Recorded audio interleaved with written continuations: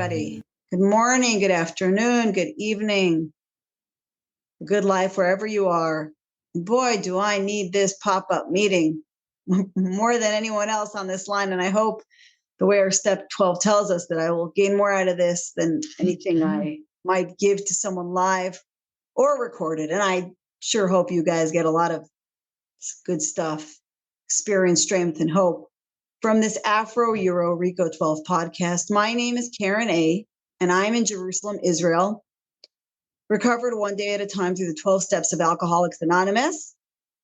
Personally, I came in through OA, practiced the 12 steps according to the workbook for codependency, Al-Anonism, and whether you're here for alcohol, booze, drugs, work, internet, and all sorts of addictions and afflictions, we think you'll find some experience, strength, and hope here.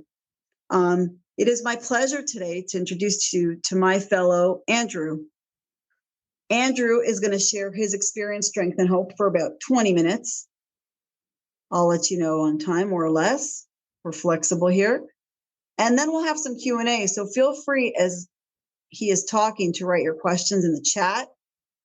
Andrew, we'll go ahead and take them at the end. You don't have to answer them live. We'll take them at the end one by one. So please jot down your questions. Please think on what you want to gain from him, his program, his prayer, his meditation, his step work, his sponsorship, etc.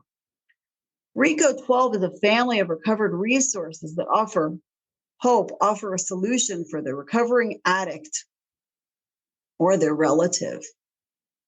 You can find us on Reco12.com. We've got Noodle It Out with Nikki. We've got the Big Book Study with Justin, the Big Book Roundtable. We've got my Afro-Euro podcast with people who might be in your time zone. I see some +44s on the screen here. Another fellow of mine from Israel.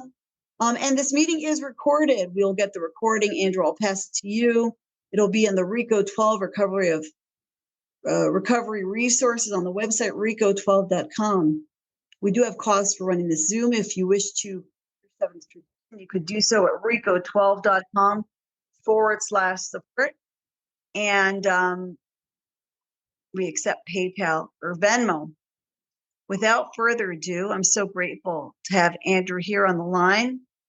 And Andrew, if you're still nervous, you could say a little prayer with us, and we'll just let higher power speak through you and help us bring some light and love and power into our day. Right. Yeah, Karen, I think I'm just going to say a quick set-aside prayer. God, thank you for joining us together today in this beautiful solution. Please set aside everything I think I know about myself, about my own recovery, about the words I'm going to say, about the 12-step program, and especially about you, God. Help me open my mind, my heart, and my spirit to a new experience. Please help me see the truth. My name's Andrew. I'm a very grateful recovered drug addict and alcoholic. And thank you so much, Karen, for inviting me to speak. And you asked me to choose a topic. And I prayed on this and meditated on this, and a passage out of the book came to me. So the topic I'm going to speak on is the Gaunt Prospector. And it comes from a paragraph on page 128 of the book from the family afterwards. And it says, like a gaunt prospector, belt drawn in over the last ounce of food, our pick struck gold. Joy at our release from a lifetime of frustration knew no bounds. Father feels he has struck something better than gold. For a time, he may try to hug the new treasure to himself. He may not see at once that he has barely scratched a limitless load, which will pay dividends only if he mines it for the rest of his life and insists on giving away the entire product. And this sort of speaks to me of what the program's really about, and very much of my own journey. And I get this image of this guy that spent a lifetime searching for something, mining for this gold. I think looking back on my life, we talk about the spiritual malady. When I look back on my life, I didn't really sort of get life. I didn't see what life was about. I didn't see my place in the world and in society and amongst my friends and the people around me. I'd had quite a lot of loss early on in life, and I sort of felt that life was against me. Um, I was quite bright as a kid, and as I grew up, I had what my sponsor calls, this feeling of exceptionalism, terminal uniqueness. I thought I had something about me, but my head would always tell me I'm not good enough, that I was really nothing, and more importantly, I thought you thought I wasn't good enough. Um, and when I discovered alcohol and drugs at the age of about 15, that was my solution to my problem. That was where I thought I had found the answer that I was searching for, because it allowed me to sort of join those two paradoxes, those two extremes. And I was able to become the center of attention, stand out. And I sort of wore my drinking and my drug taking like a badge of honor almost. It allowed me to go to parties and join in and be part of the crowd and talk to girls and all that sort of stuff. And I experimented with a lot of drugs. I started off with weed after not long after I started drinking.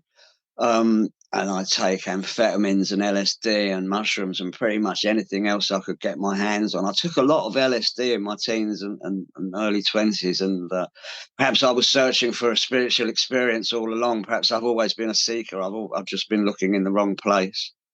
And I tried heroin while I was still at school. I smoked heroin a few times when I was still at school. When I left school, I went to work in the news industry in Fleet Street, and it was a very heavy drinking environment. And so I thought my drinking was normal. I failed to see that I always went that bit further than everybody else. Other people didn't sort of like trawl the streets of London after the pub shut looking for another bar that was open. And other people didn't wake up on benches having missed the last train home. Other people didn't wake up in hotel rooms next to women they couldn't remember meeting the night before. Other people didn't go to work straight from a police cell. And I lost my job after about 7 years as a direct result of my drinking and my drug taking. And it was about that time that somebody injected me with heroin for the first time. And I really thought I had found everything I would ever need in life. I felt protected from the world. The words ease and comfort could have been invented for that first shot of smack, that sensation. And I sort of pursued that feeling for another 25 years. And during that time, I realized I had a serious problem. I became a daily intravenous heroin user. I became a street junkie, really. After a couple of years, I weighed about 7 stone. I had abscesses on my arms and legs where injections had gone wrong.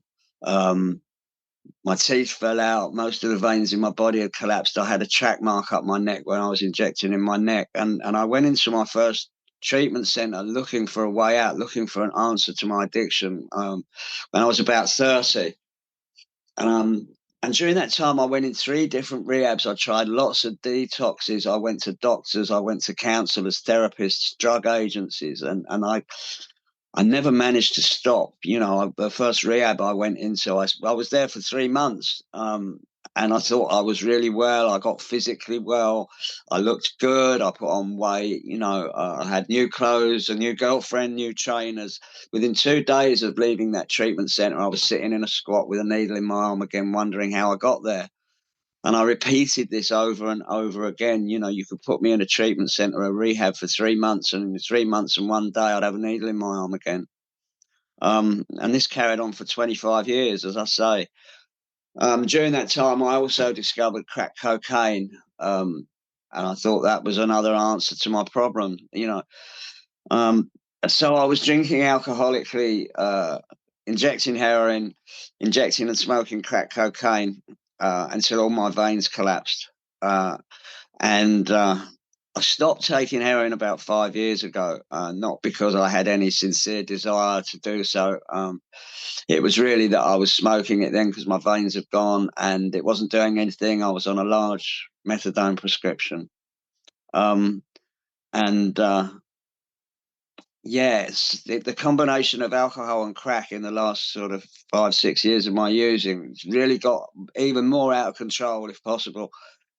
Um, and by the time I came into treatment earlier this year, I was waking up at 6 o'clock in the morning in severe alcohol withdrawal, having to go to the off license for my first half bottle of vodka, get on the phone to my crack dealer, and that reading talks about the Gaunt Prospector he's built, drawn tight over his last ounce of food, and the picture that conjures up for me is of someone that's about to die, someone that's at the end of his journey. He's almost given up looking for this gold, and that's very much what I was like when I came into treatment earlier this year. A series of things happened. My mum had died, and my mum had been my rock, my foundation, and had never turned her back on me. Um, and not long after my mum died, I'd sort of lost that delusion that anything would ever get better, that I'd ever get a handle on this, that tomorrow would be different, that one day I'd be able to stop when I wanted to. I could see that it was only getting worse. I felt consumed by this dark cloud of impending doom. I thought something really bad was going to happen at any minute. And I tried to take my own life last year. I took a very large overdose of sleeping tablets and a bottle of vodka, and woke up in hospital, pulled the drips out, discharged myself, went to the off license and phoned my crack dealer. 2 weeks after that, I had an accident at home and severed my hand when I was out of my head in the middle of the night, coming down. I thought I was going into the kitchen and fell down the stairs, and this coffee cup broke and severed my hand. I couldn't feel my fingers. And I was in A&E, and I kept going up to the counter because I was going into alcohol withdrawal. And I kept going to this lady doctor, please, can you see me now? I need to leave. And I went up again. I said, can you not just strap it up and it'll be okay? Because I've got to go. And she said, no, it won't. And the third time I went up and I said, please, can you help me? I've got a really bad drug and alcohol problem. And I really need to leave because I'm very ill. And this lady said to me, I thought that might be your problem. And she agreed to sort of do it herself. She stitched my hand up herself. I had stitches inside and outside. And at the end, I said to her, I'm so sorry. I'm so sorry to be a nuisance. And she put her arm around me. And she said, Andrew, don't ever say you're a nuisance. You're not a nuisance. She said, but please get help. And I did. I reached out to the drug agency that had prescribed me methadone in the past, and started a sort of fairly long process that got me into treatment earlier this year. And I went to a 12-step treatment center. It did nothing but the 12 steps. And this is where I struck gold. And the gold that it talks about in the reading for me, the gold is the solution. The gold is the 12 steps. The gold is a life led by God. And I discovered in that treatment center what I suffer from, this illness that we have. I really got my step one very quickly because of my experience, because of the long history of trying to stop and never being able to. I could see that everything I tried had failed. I had a real block when it came to this word God. I arrived at the treatment center just in time for a big book study. So I was, shoved into this 2-hour big book study, and the only word I heard really was God. And I thought, this is not for me. And as I'm sure guys that were in treatment with me will attest, my immediate reaction was, I'm going to leave. And I told everyone I was going to leave. And I was introduced to my 12-step counselor, a man called Young Lee. And he sat me down and I said, Young, I can't do this. I think my exact words were, Young, this might work for you, but it's not going to work for me. And he sort of delivered the devastating blow when he said, Andrew, I'm sorry, mate, you're not special and different. You're just a bog standard drug addict. And I got very emotional, and I said, Young, I really can't do this. I think I'm going to leave. I can't stay here, but I can't go back to the way I was living. And I feel really scared, and I feel really lost, and I don't know where to go. And he hugged me. And I hadn't been hugged by anyone in a long time. And he said, Andrew, I can see that if you go out that door, you're going to die very quickly. Will you please give it a chance? Please give it a few days. And he told me later he didn't expect to see me there on the Monday morning, but I was there because over that weekend, something overwhelmed me. I had this overwhelming feeling. I call it a God moment now, that I was meant to be there, that I needed to be there, that I wouldn't get a second chance, that I wouldn't make it. And from that moment, I was all in. I grabbed him on the Monday morning and I said, please show me what I need to do and I'll do it. And this is where I struck gold because I discovered this solution. He used to start the lectures. He did 12-step lectures in the morning. And he started the lectures with the words, "We have a solution to drug addiction and alcoholism." And I started to believe that. I still had this reticence, this sort of bad reaction to the God part of the program. But I understood my step one. We get that choice on the bottom of page 25. It's either to carry on to the bitter end, blotting out the consciousness of an intolerable situation as best we can, or accept spiritual help. And I understood that. And when Young talked to me about spirit, about God, about prayer and meditation, for once in my life, I didn't struggle against this stuff. I followed suggestions. I prayed in that treatment center. And I prayed for help. I prayed for the obsession to drink and to use drugs to be removed. And it says in the book that God comes to most men slowly. Actually, God came to me quite quickly in that treatment center. I felt something was working for me that was not of myself. I felt I wasn't alone on this journey, and it was a great relief to me. And how can I explain this? I think on a basic level, I had faith and trust that something was working for me. So I committed to doing the rest of the program. I did a second step 3 recently on a much deeper level. And I understand today that decision I make in step 3 is the most important decision I will ever make in my life, because I place God at the center of my life and my recovery today. And that's the gold. That's the gold that my pick struck. A life led by God. And that means that I'm kinder, I'm gentler, I'm more caring, I'm more loving, I'm more compassionate, I'm more patient, I'm more helpful. I was never any of those things in addiction. And I went in there to get off of drugs and get off of drink. That was all I went in there for. And it talks in the reading about, the guy that realizes he's only scratched the surface. And I began to realize that it wasn't just about giving up the drink and the drugs. I began to realize that what's on offer here is a life, so beautiful and full of meaning and purpose. And it talks about the load being endless. And what I love about my life today, about this program, is that I've really only just started on my journey. I realize I will always know only a little. God will constantly disclose more to me. I truly believe that our spiritual potential has no limits. The only restrictions that are there are the ones that we place on ourselves. And I'm learning and grow so much every day. And at the end, it says, we realize that we only get a reward from this gold, this product, if we give the whole thing away. And I think that's so beautiful. This is that step 12, isn't it, really? I feel compelled to give this stuff away.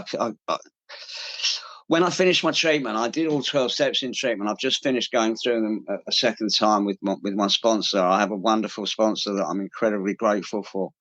And Young said to me, he said, well, it's now your time to go out and pass this stuff on. And as it says in the reading, at the start, the guy thinks that he must keep this treasure to himself. And I didn't really understand what Young meant at the time when he told me that I'm going to pass this stuff on to other people. And I didn't understand that until I left treatment and came out and joined the Fellowship of Cocaine Anonymous and came out into the real world. And just felt compelled to reach out to other people. I could see people struggling. And this grows all the time, because when I help other people, when I do service, it feeds my spirituality. It gives me that extra layer of protection. And I really like what Dr. Bob says. And Dr. Bob talks about, hang on, I've got to find the page here. Dr. Bob talks about passing this on, and he says this he does for 4 reasons. A sense of duty. I feel a sense of responsibility having been given this beautiful solution. I feel a sense of responsibility to pass that on to the next person who really needs a solution, who's really looking for a solution. 2, he says it's because it's a pleasure. It's such a joy to help other people, to work with other people. It helps me grow. It helps me understand myself better. And I started sponsoring quite early on out of treatment, and taking other people through the work is an absolute joy to see the lights come on in their eyes, to see them grow. And to do it because I just have that sincere desire to see them get the joy and the freedom that I have in my life today. 3, he says, because in doing so, I'm paying my debt to the man who took time to pass it on to me. And yeah, you know, Young was such an incredibly important part of my journey. I don't think I would have got this stuff without him. And he only did this so that I could pass this on to other people. And I take that incredibly seriously. And 4, because every time I do it, I take out a little more insurance for myself against a possible slip. I call service like my second parachute. I do a lot of service in the fellowship. I never say no to service when I'm asked to speak at a meeting or something like that. Because service sort of gives me that extra armor. If I'm involved, if I'm at the center of that triangle, you know, I feel sort of protected. I have a responsibility to turn up at meetings, to turn up for committee meetings. It keeps me very involved, very active, very busy, and it gives me a purpose in life. And I believe today that my life was saved because God has a purpose for me today. My life is filled with light, with love, with spirit, with purpose, with usefulness. And my life had no purpose before. I was no use to anybody. But God has given me a purpose today, and I feel it's my job to fulfill that purpose. And God will provide everything I need, providing I keep close to Him and do His work well. And that's what I try and do today.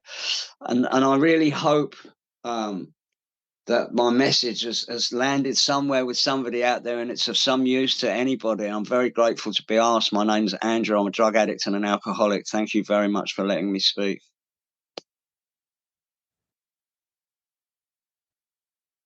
Don't stop now. I gotta say, no offense to anyone who shared in the past, I think that is the most inspired I've been on this line for quite some time. Thank you for sharing so deeply and so openly and authentically. That just all feels so cliche, just raw from the, you know, from the street, from the live. I want everyone to jot their questions in the chat. I want to say thank you. Such a story of hope from hopelessness. And Young is amazing too. I'm going to have to tell him he has a prize pupil here. What made it work? What happened in that bottom that, you know, in that, you know, what made it stick that last time? Because you said you were in and out. Yeah. My baby brother accidentally took his life 3 days out of rehab. So I think the difference was I'd really stopped wanting to live. I'd given up. I thought that I was doomed to be a drug addict and alcoholic. And I thought it would either kill me or I'd kill myself. And I think that lady in the hospital, when she said, please get help, I think there was like a last cry of help from my spirit, from my soul. You know, when I went into that treatment center, it really felt like there was the last little flicker of life still hanging on there. And I'd never been to a 12-step treatment center before. I didn't know anything about the 12 steps. And that was the difference. There was, I could see a solution, and it started to work for me. And I can't explain the process of the 12 steps. I'm sure most of us can't really. It's just such a beautiful process. I'm sure when this program was written, it was divinely inspired. And magic, right? Magic. Yeah, it's like, why does it work? supernatural. I don't know. When I'm on the Zoom with you, why do I feel better? I went to Pilates. It didn't do the same thing. I went, Exactly. It's like I'm here with you and helping others, and know that it will be recorded and listened to by 350 people, and somehow that does kind of magic trick. It does. It does. It's something incredible happens when we share our experience with each other. When we hold each other's hands in this program. And really the turning point for me was actually when I set aside all my old ideas, my prejudices about religion, about God. When I was helped to see that I had no experience of God. I only had experience of church and chapel. I had other people's conceptions of God, not my own. And that was such a turning point for me to actually allow God into my life, to allow the Spirit into my life. And that's why it's so incredibly important to me today. But yeah, it was just that thing. I just had that last little desperate sort of attempt to cling on to life, because I really felt life slipping away from me very quickly. It was that desperation. Yeah, the desperation of a drowning man. I just started working with someone new the other day, and she was like, I want this really bad. I'm depressed, but I want to feel sorry for myself. And I said to her just that, like, I'm not sure I could work with you, because it's the people who are the most desperate, or as Cameron, who put together our workbook, says, It's not like in the job market where the person with the best resume usually gets the job.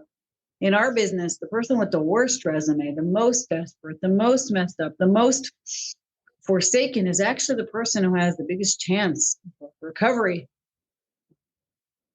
if they follow the simple solution laid at their footsteps, right? Yeah. It says in the book, doesn't it? The more hopeless, the better. And that sounds terrible, but it's so true. Yep. I relate, we get to that point of like, I'm never going through this again. Like, I can't live like this anymore. Right. Yeah, absolutely. Yeah. Someone asked about which program you work, or how exactly do you practice the 12 steps, I guess, technically, which program, or which programs are you a part of, which, materials do you use? You want to talk a little bit about that? Someone asked in the chat. Yeah, I really just practice the 12 steps from the big book of Alcoholics Anonymous. That's what I base my whole recovery program on. I do sort of like delve into other teachings on spirituality. I read quite a lot of spiritual books. My prayer and meditation practice changes quite a lot. It says in step 11, we seek to improve our conscious contact with God. It's like a relationship, isn't it? My relationship with God. If you're in a marriage, you don't just sort of peck your partner on the cheek in the morning and at last thing at night. So this is a continuous work for me to improve my contact with God. So I've recently started doing two-way prayer, which is quite an amazing experience. I also use something called centering prayer, which is a Christian meditative prayer technique where you focus on one sacred word or phrase in your meditation. But really, my program is based on the basic text of Alcoholics Anonymous. That's the only text I use when I take other people through the work. I don't use the 12 and 12 until they've been through at least, up to their step 5. Then I might get them to look at the descriptions in the 12 and 12 from the steps they've already done. But it's really all there in the big book, isn't it? That's all I need.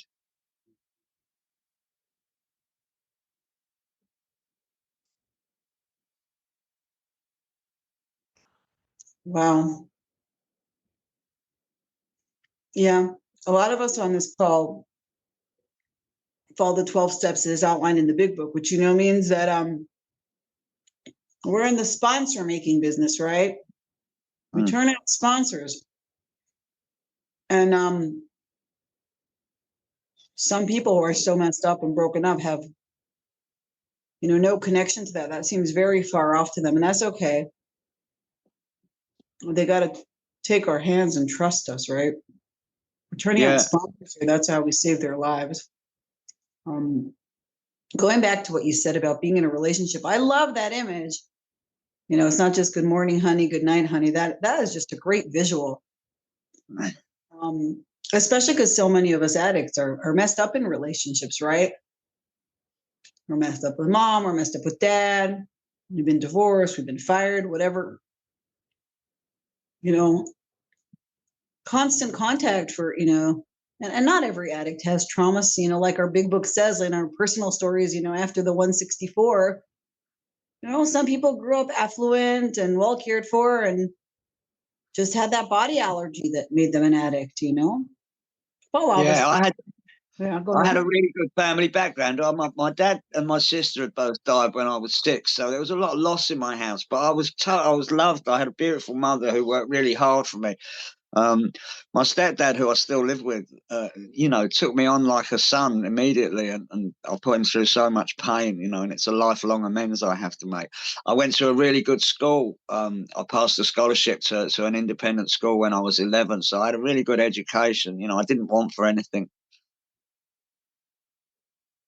I can't explain where my addiction comes from. I don't need to know. I just need to know what I need to know what I suffer from. As long as I know what I suffer from, I know what the solution is.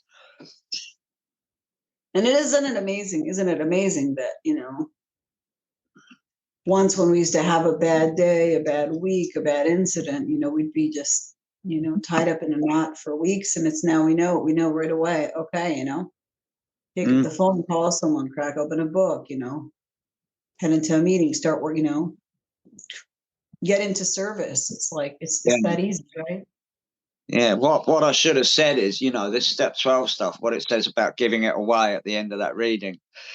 If I'm in my own head, if something's going on with me, if I'm disturbed by something, there's something that never ceases to succeed, something that never fails, and that is turning my thoughts to somebody else, thinking of somebody I can help, picking up the phone, reaching out to somebody.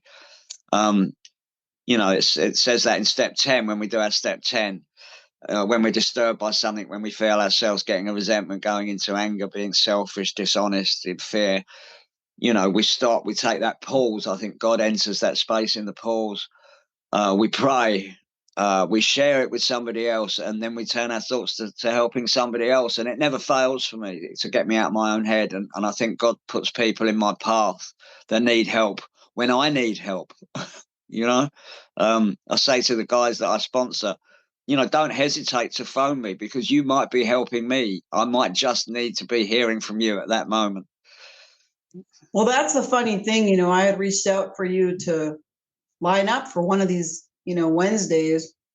And, I have quite a pickle going on in my home, a few things going on that are pretty intense and pretty worrisome. And I was like, you know what?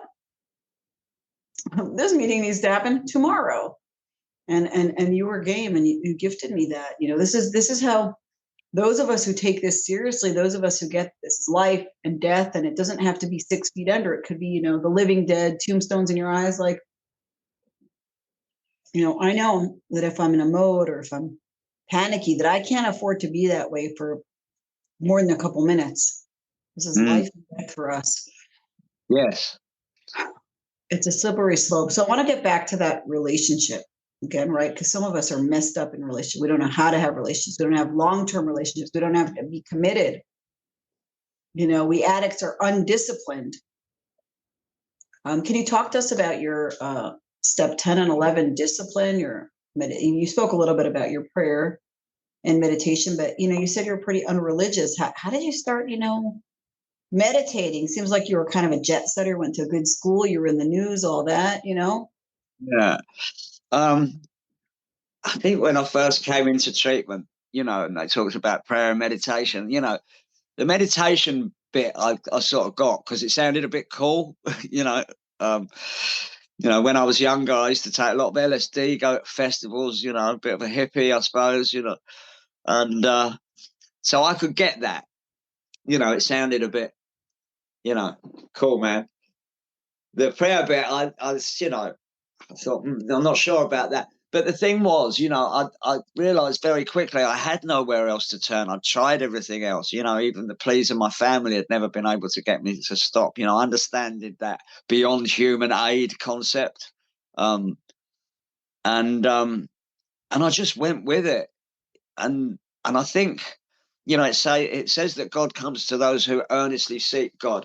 I think at that point I wanted God in my life. I wanted, you know, I just wanted something to help me, something to save me. You know, so I became a seeker very quickly and sought that relationship with God. And it says, you know, God discloses himself to those who seek. And that's what happened to me in that treatment center. And my step 10 and 11 practice, I mean, when I was in treatment, we used to do this thing. It was a kind of hybrid of a step 10 and 11 when I was in the extended part of treatment, where you'd have a step 10 sheet every day. It was a bit longer than the description in the big book, of a combination of step 10 and a nightly review, which you'd write out each day, and then it was read out by one of the staff members there on a Tuesday that became known as Resentment Tuesday. You know, I think it became Resentment Tuesday because you started to resent having to look for resentments. If you didn't put anything down, he'd say, you know, you're living in a treatment center with 30 other drug addicts and alcoholics. How can you not have a resentment? You know. But when I came out of treatment, I didn't really do that to start with, until I was on a meeting that my sponsor was on. And I shared, you know, I'm not really doing step 10 at the moment. And I had this message come up, you know, saying, we'll soon stop that, Andrew, you know. And I started doing my step 10, and I started doing it during the day, you know, in my head, becoming, you know, just having that self-examination as you go through the day. Somebody described it really well to me recently. You know, with this self-examination we do during the day, it's not some sort of morbid reflection looking for your mistakes all the time. It's just an awareness, isn't it? And somebody described it as looking down upon your sort of your mind, your ego, your character defects, with compassion, with love, just seeing it as part of yourself that's a bit lost and needs an arm around the shoulder and needs a bit of help. And I sort of love that image. So yeah, I do my step 10 during the day. I'm constantly aware of how I'm treating people. If I'm disturbed by something, you know, I watch for the signs, and it becomes like second nature. You know, I can feel it in my gut if something's not quite right. And I do follow the outlines. I think the directions for step 10 are very clear. You know, you stop, you pause, you ask God for help, you speak to somebody else, and you turn your thoughts to others. And that's what I try to do. But I've also got something that a fellow gave me quite recently called a rapid step 10 on my phone, which I find really helpful, because if I'm out and about, you know, I can just get on my phone, write this stuff out, send it to my sponsor, send it to another fellow, and get on the phone to the person I've put in on the rapid step 10 that I'm going to help. And that's how I do step 10. And step 11, yeah, I've done a nightly review ever since I've come out of treatment. I send a nightly review to my sponsor, and I started out doing nightly review. It was almost like yes or no answers, and as I've carried on doing it, I write a lot more now. Even if I haven't got a resentment, even if I haven't been dishonest or selfish, I just write more about my day. You know, I examine my day, just reflect back on it and think about what I could do better tomorrow. And also, I think that nightly review gives me a chance to see where things are going well, where I have been helpful, where I have been useful. And my step 11 prayer and meditation practices I've talked about, you know, it's really important for me. God wakes me up at 5 o'clock every morning without fail. And the first thing I do is pray. And my prayers always start with gratitude, because I think thank you is probably the most powerful prayer I can say. And yeah, I'm always looking for new ways to pray, to meditate. You know, I've got a very open mind when it comes to this stuff. When I was in treatment, we had a Buddhist center really near the treatment center that I visited quite a lot. And you know, and we used to meditate in the Buddhist center and talk to the Buddhist nun that ran the center. I remember when I left treatment, I was in with a roommate who sadly I think is back out there again, and he sort of became my best mate in treatment. We used to go to the Buddhist center together, and we left at the same time because we came in at the same time. And so the Buddhist nun gave us a blessing, and she said, in the Buddhist world, you are the bravest of the brave. You're fighting the hardest battle of all, the battle against self, you know, and that's always stayed with me. But yeah, you know, I really take it seriously that improving my conscious contact with God. And that means during the day as well. You know, as I say, if you just do it in the morning, at night, what are you doing during the rest of the day? So I speak to God during the day. You know, it's like a conversation that's going on in my head. If I'm faced with a decision, or if I'm, you know, if there's something I'm not quite sure about, I'm always talking to God. Am I doing the right thing, God? God, can you help me with this? You know, God, can you keep my ego in check? That's quite a big one for me sometimes, you know. So it's a constant conversation, you know, it's a constant consciousness of the presence of God in my life.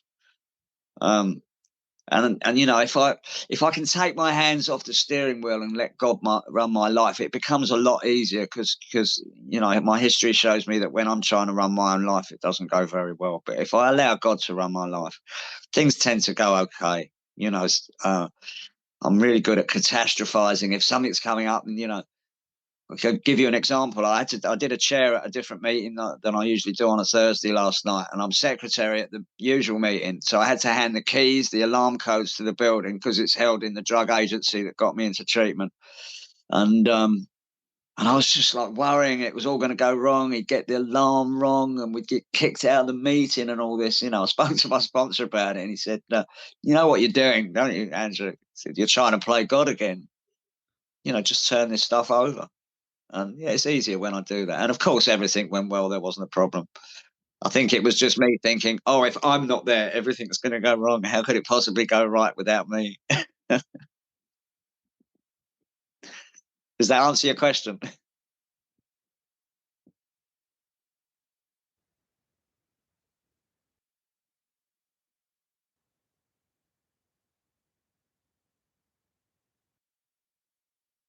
You question. Did you see that?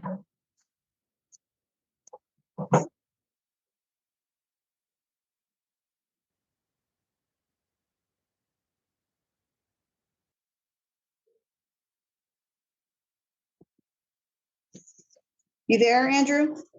Yeah, sorry, Karen, I didn't catch that. Oh, I'm sorry. Maybe I was on mute. We have a great question in the chat about our step one experience, that we talk about the vital spiritual experience that's necessary in order to recover. Mm. He said, which happens when we concede to our innermost self. He said he used the word step one experience. Can you talk about or describe what that looked like or felt to you? Your step one experience? My step one experience, you know, when I look back, because I started drinking and using when I was about 15, it very quickly became a problem. Early on, there were consequences. I think early on, there were consequences in relationships. I was quite sort of promiscuous at school. I got in a lot of relationships. Even though I had one long-term relationship during my late teens, you know, I was in relationships with other women, and it was all fueled by my drinking. And I behaved very badly when I was drunk. I wasn't a pretty drunk. I wasn't a pretty drug user. I always went that stage further. And with most things I tried, it became obsessive very quickly. You know, as soon as I started taking a new drug, I would just add it on to what I was already taking. So when I started taking amphetamines, you know, I was snorting amphetamines all the time for a while. And then I moved on to heroin, and I very quickly became an intravenous heroin user on a daily basis. And my step one experience, when I sort of look back at my life, all the attempts that I'd made to stop, whenever I sort of managed to sort of bring up this desire to stop, every attempt I'd made had failed really quickly. You know, I had no mental control over, mental defense against picking up that first drink and that first drug. And that was my step one experience, when I really understood that without this spiritual experience, without looking for a different solution, really, just that everything else I'd tried had failed. Where else am I going to turn? And when somebody was putting a solution in front of me, I thought, I've got to try this. I've got to give this a go because I've tried everything else. I've got nothing else left. So my step one experience, and I think because I think my step one experience, because I've been using for so long, you know, I was addicted. I was in active addiction for sort of 43 years. You know, I really understood that very quickly, my step one experience, that I had no power of choice. You know, for a while, I thought I was always making a choice when I picked up, you know, a vodka bottle, a needle, or a crack pipe. I was making a choice to destroy my life, to destroy my health, to destroy my family. And I discovered when I came into treatment that I'd lost the power of choice a long time ago, and I understood that very quickly because I just looked back at my history. Yeah, that was my step one experience. And my step one experience. This is crazy. I'm just going to hear, for those of you in the back, 43 years in active addiction, and then he recovered. 43 years of what you might call, you know, failure or suicide. And it still worked. So for those of you who are on the relapse runaround, or those of you who are hopeless, or those of you who are beaten down, 43 years of crazy, multiple, diversified, creative addiction. As a recovered man, a spiritual man with experience, strength, and hope. That's crazy. That's a miracle. This is a walking, living miracle. Okay.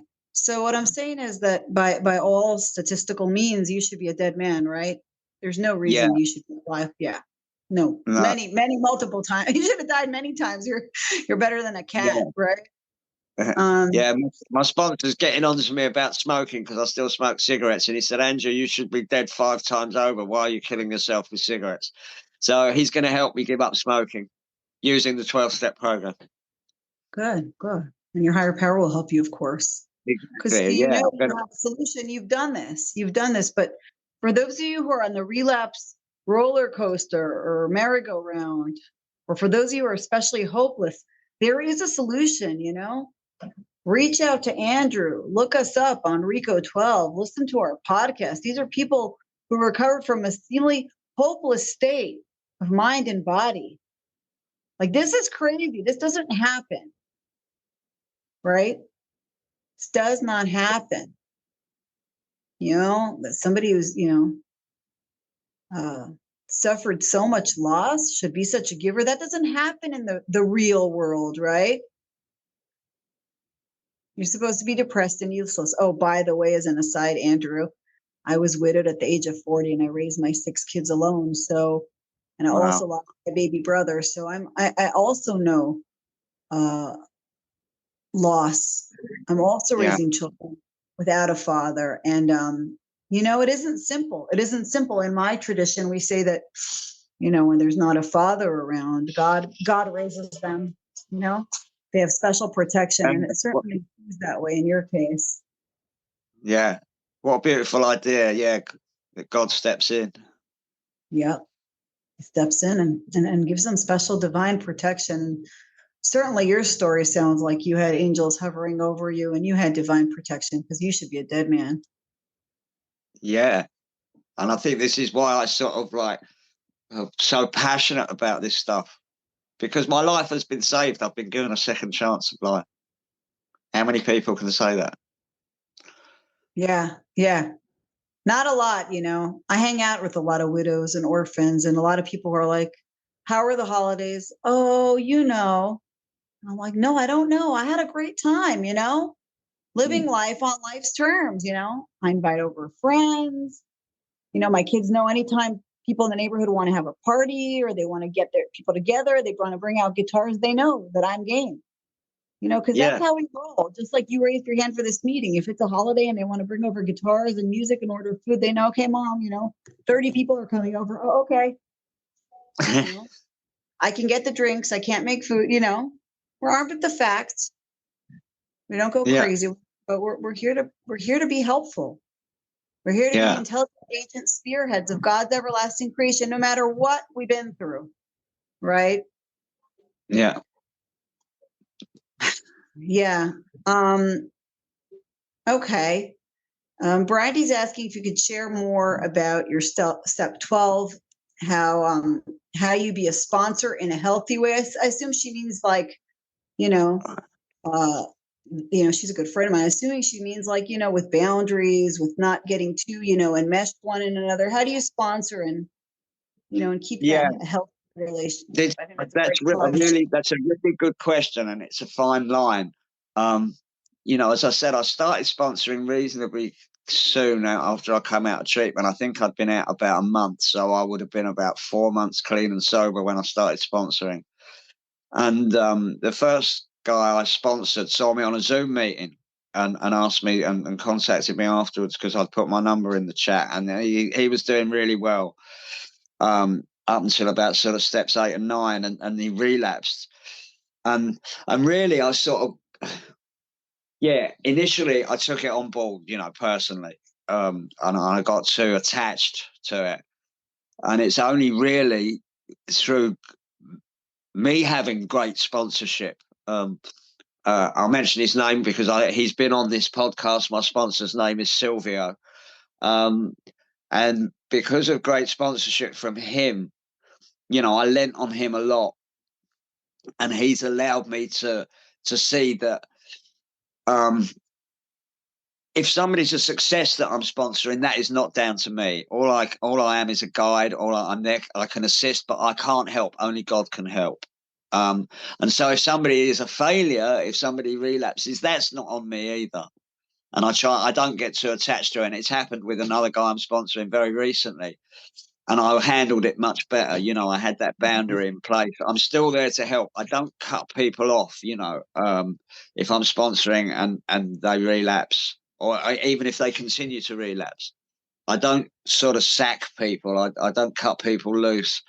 In fact, I don't do anything until they're ready. If they want what I have, they will come to me, and I will be there. I'm ready. I'm waiting. With my big book in my hand. As soon as you're ready, come to me and I'll take you through this stuff. And when I'm sponsoring, I try to impress on people that we have to live this stuff. It's not just a case of going through the book and reading the steps in the book. You don't get a certificate at the end of it. And I think you only learn that from experience. They have to experience that themselves. And sometimes they have to experience that the hard way. But yeah, it took me a while to put those boundaries in place and to not get too attached. But I think I'm achieving that better now. And I'm really early on in this journey, so I'm still learning all the time. And I lean on my sponsor for his experience to help me through a lot of this stuff. I'm only 8 months clean and sober. And God willing, you'll stay that way. For those of you who want to hear from Silvio, we've got a recording of him having presented on this podcast. It was really phenomenal, really phenomenal. He's got a Reco12 recording, and I'm just going to plug, Andrew and everyone out there. If you've got other speakers in the Afro-Euro Timezone who have a message of depth and weight, please give them my number or give me their numbers. We need more speakers. We need more Reco12.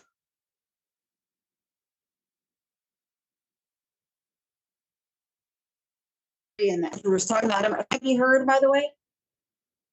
Sorry? Can you hear me okay? Yeah, I can now. Yeah. I'll be glad to pass your number on, Karen. Amazing. We need more speakers here. So what was I going to say about sponsorship? What Andrew was saying, and what we need to tell our sponsees ahead of time, and I want to tell all you guys who are either in the 12 steps or about to sponsor, so that you don't get crestfallen, is that the big book tells us most of us will not make it.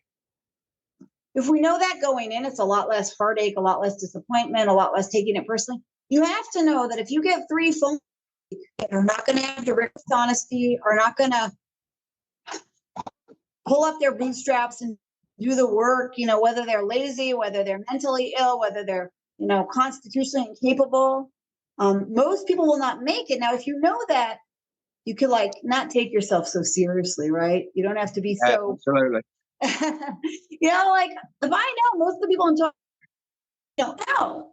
If they don't do this work, if they don't keep it up regularly, for working with others regularly, they will not make it. Like this sponsor who called me the other day. I told you guys. Like, yeah, I want to stop being arrogant and feeling sorry for yourself. I said, okay. The only way you're going to do that with this program is by needing a sponsor. Yeah. And there's two things that, well, there's several things I can't give us a sponsor, but the important thing I can't give them is willingness, and I can't give them gratitude. Willingness and gratitude, willingness to actually do this work and live it, and gratitude for having the opportunity to live in this solution. Really amazing, really amazing. I'm going to recommend that people get in touch with Andrew. I think you put your number in the chat. Yeah, please do. Please phone me. Yeah.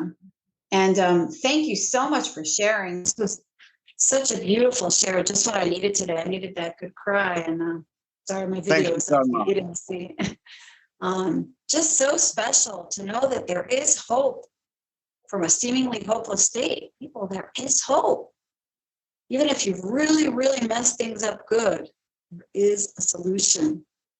Thank you so much, Andrew. Thank you, everyone on this line. I'm going to ask Andrew to close us out with a prayer. And if you want to hang on with Andrew for a few minutes afterwards and ask him questions, I'm going to jump off, but I'm going to let you guys do that, okay? Yeah, okay. And I'm going to lead out with one of my favorite prayers, and it's the step 11, the St. Francis prayer.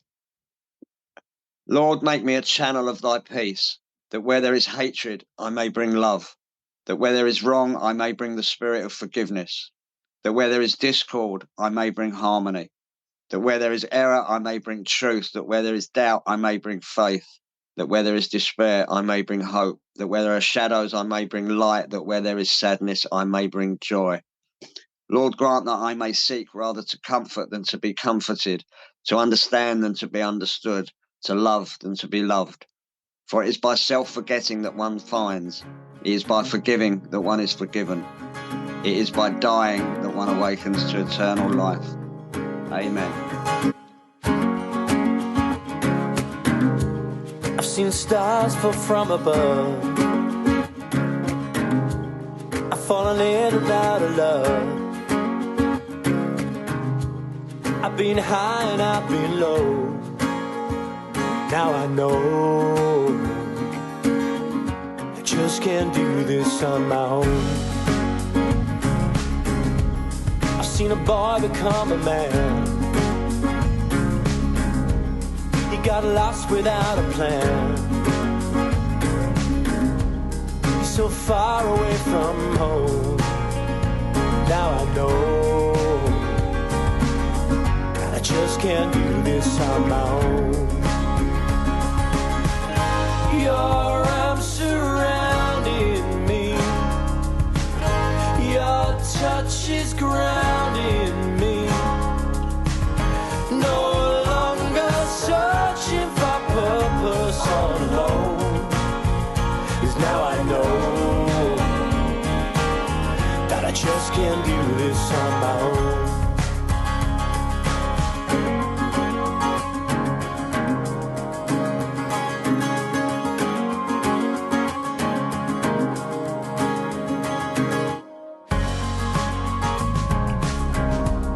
I'm looking for the words to say.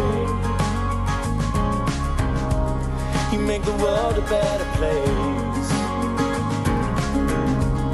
and I can call that place my home. 'Cause now I know that I just can't do this on my own. Your arms surrounding me. Your touch is grounding me. No longer searching for purpose all alone. 'Cause now I know that I just can't do this on my own. So let me see just what you need to set you free, so we can be.